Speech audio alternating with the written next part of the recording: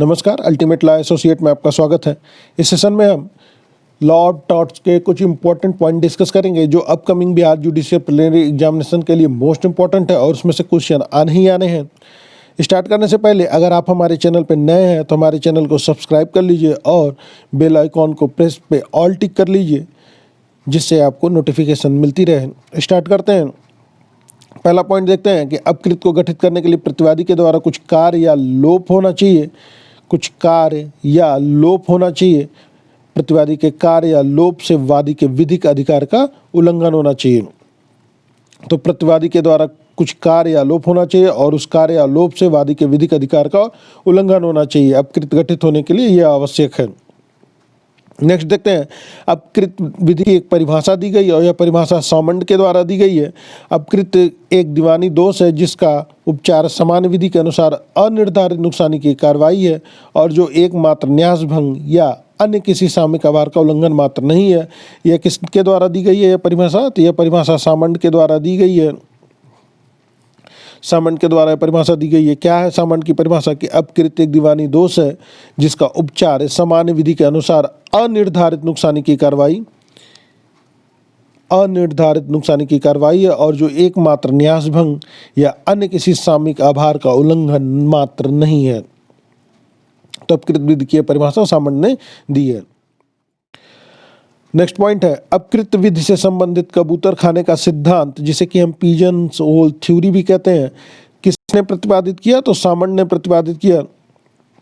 तो pigeons whole theory को किसने प्रतिपादित किया? तो सामंड ने प्रतिपादित किया था। अपकृत विधि से संबंधित कबूतर खाने का सिद्धांत सामंड ने प्रतिपादित किया। नेक्स्ट पॉइंट पे आते हैं, अपकृत विधि के अंतर्गत दायित्व तो सारे विश्व के प्रति होता है। तो एक क्वेश्चन नॉर्मली पूछा जाता है कि अपकृत विधि के अंतर्गत दायित्व तो किसके प्रति होता है? तो सारे विश्व के प्रति दायित्व तो होता है। सार्वजनिक उपताप एक अपराध है और व्यक्तिगत उपताप एक दीवानी दोष है। अगर आपका पर्सनल न्यूसेंस होता है तो पर्सनल न्यूसेंस क्या है? एक सिविल रॉन्ग है। और अगर पब्लिक न्यूसेंस होता है तो पब्लिक न्यूसेंस क्या है? वह एक क्राइम है। परिस्थितियां स्वयं बोलती हैं का सिद्धांत सर्वोच्च न्यायालय द्वारा म्युनिसिपल कॉरपोरेशन दिल्ली बनाम सुभागवंती के वाद में लागू किया गया। तो म्युनिसिपल कॉरपोरेशन दिल्ली बनाम सुभागवंती के वाद में परिस्थितियां स्वयं बोलती हैं का सिद्धांत सर्वोच्च न्यायालय द्वारा लागू किया गया। नेक्स्ट पॉइंट पे चलते हैं। एक संगीत शिक्षक ने एक नाबालिग लड़की के साथ उसकी सहमत से इस बहाने संभोग किया कि ऐसा करना उसकी आवाज़ सुधारने के लिए अपेक्षित था। तो शिक्षक को आर बनाम विलियमसन के वाद में बलात्कार का दोषी ठहराया गया और यह फैक्ट आर बनाम विलियमसन के वाद पे आधारित है। नेक्स्ट पॉइंट पे चलते हैं। आवश्यकता के कार्य का आधार जनहित ही सर्वोच्च विधि है, इस सूत्र पे आधारित है।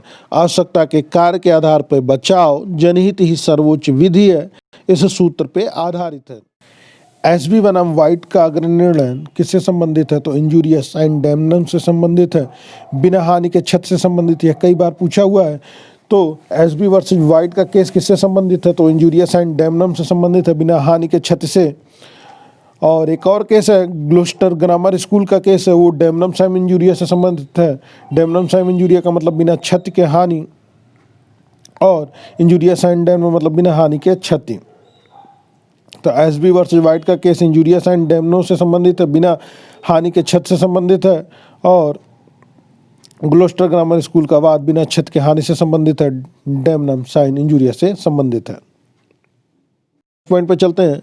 एक अवसंभावी दुर्घटना से तात्पर्य है कि एक अप्रत्याशित क्षति जिसका न तो पूर्वानुमान किया जा सकता था और न जिसको टाला जा सकता था।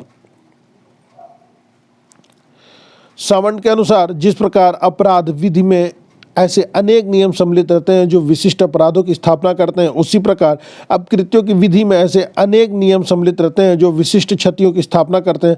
यदि ऐसा कोई कपोतखाना नहीं है जिसमें वादी का वाद फिट बैठ सके तो माना जाएगा कि प्रतिवादी ने कोई अपकृत्य नहीं किया और यही सामंड की कपोतखाने की सिद्धांत है। सामंड के कपोतखाने का सिद्धांत यही है।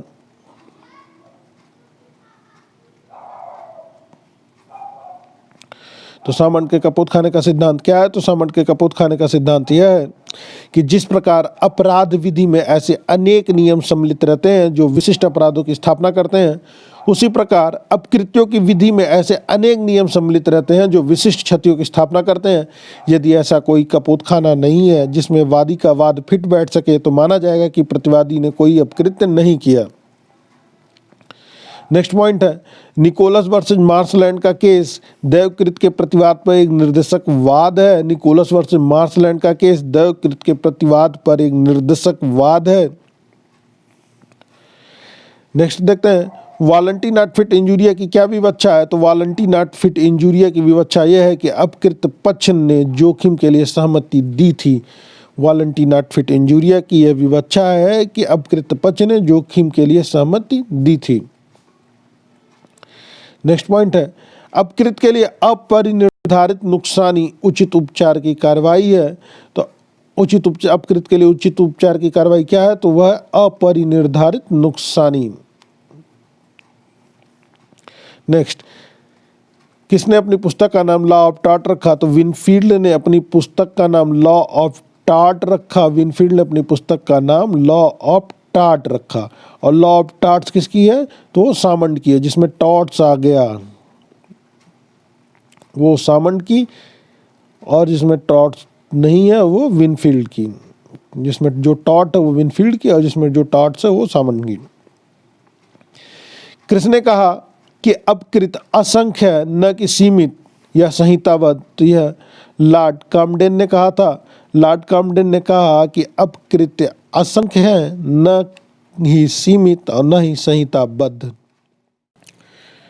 अपकृत्यपूर्ण दायित्व मूलतः विधि द्वारा निर्धारित कर्तव्य भंग करने से उत्पन्न होता है। यह कर्तव्य व्यक्तियों के प्रति सामान्य रूप से होता है और इनके उल्लंघन का उपचार अपरिनिर्धारित क्षतिपूर्ति की कार्रवाई द्वारा की जा सकती है। यह परिभाषा विनफील्ड द्वारा दी गई है। तो यह परिभाषा किसकी है? विनफील्ड की। विनफील्ड ने क्या परिभाषा दी? तो विनफील्ड ने परिभाषा दी कि अपकृत्यपूर्ण दायित्व मूलतः विधि द्वारा निर्धारित कर्तव्य भंग करने से उत्पन्न होता है। यह कर्तव्य व्यक्तियों के प्रति समान रूप से होता है और इसके उल्लंघन का उपचार अपरिनिर्धारित क्षतिपूर्ति की कार्रवाई द्वारा की जा सकती है। यह परिभाषा विनफील्ड ने दी थी। यह अपकृत्य की विधि है, न कि अपकृत्यों की विधि। इस सिद्धांत के समर्थक विनफील्ड थे। यह अपकृत की विधि है, न कि अपकृत्यों की विधि। इस सिद्धांत के समर्थक कौन थे? तो इस सिद्धांत के समर्थक विनफील्ड थे। और यह अपकृत्यों की विधि है, तो इसके समर्थक कौन है? तो सामंड है। तो लॉ ऑफ टॉर्ट के समर्थक विनफील्ड हैं और टॉर्ट्स के समर्थक सामंड हैं।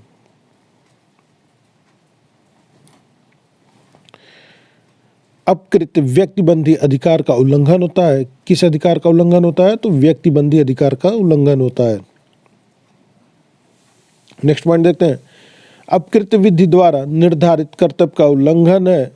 अपकृत्य क्या है? तो विधि द्वारा निर्धारित कर्तव्य का उल्लंघन है, जिससे क्षति होती है और जिसके विरुद्ध उपचार का विधि द्वारा प्रावधान किया जाता है। और यह कथन पोलॉक का है। पोलॉक ने अपकृत्य की परिभाषा दी। अपकृत्य विधि द्वारा निर्धारित कर्तव्य का उल्लंघन है, जिससे क्षति होती है और जिसके विरुद्ध उपचार का विधि द्वारा प्रावधान किया जाता है। पोलॉक ने यह डेफिनेशन दी थी। कौन सामंड के सिद्धांत को कपूत गवाच का सिद्धांत कहता है? तो सर फ्रेडरिक पोलॉक कहते हैं। सर फ्रेडरिक पोलॉक सामंड के प्रिंसिपल, सामंड के जो लॉ ऑफ टॉर्ट्स का प्रिंसिपल है, उससे पिजन्स होल थ्योरी के नाम से पुकारते हैं। एक प्रख्यात निबंध है जिसका नाम है determining ratio decidendi of a case. Determining ratio decidendi of a case, और इसके लेखक गुडहर्ट हैं। तो determining ratio decidendi of case जो निबंध है उसके लेखक कौन है? तो उसके लेखक गुडहर्ट हैं। नेक्स्ट पॉइंट पे चलते हैं, भारत में अपकृत विधि का आधार क्या है? तो भारत में अपकृत विधि का आधार इंग्लैंड की सामान्य विधि है, कॉमन लॉ ऑफ इंग्लैंड है। नेक्स्ट पॉइंट पे आते हैं, लिमिटेशन एक्ट के सेक्शन 2M में टॉर्ट को डिफाइन किया गया है। अपकृत की परिभाषा परिसीमा अधिनियम की धारा 2M में दी गई है और जिसमें यह बताया गया है कि अपकृत का अर्थ एक सिविल अपकार है। और लास्ट पॉइंट है कि राज्य के प्रभुत्ता संपन्न एवं बिना प्रभुत्ता संपन्न कार्यों में अंतर किस मामले में निर्णित किया गया? तो मामला था peninsular and oriental steam navigation company versus secretary of state India. Peninsular and oriental steam navigation company versus सचिव ऑफ स्टेट इंडिया। इस वाद में राज्य के प्रभुत्ता संपन्न एवं बिना प्रभुत्ता संपन्न कार्यों में अंतर स्थापित किया गया। इस वीडियो की पीडीएफ आपको हमारे टेलीग्राम चैनल पे मिल जाएगी, जिसका लिंक है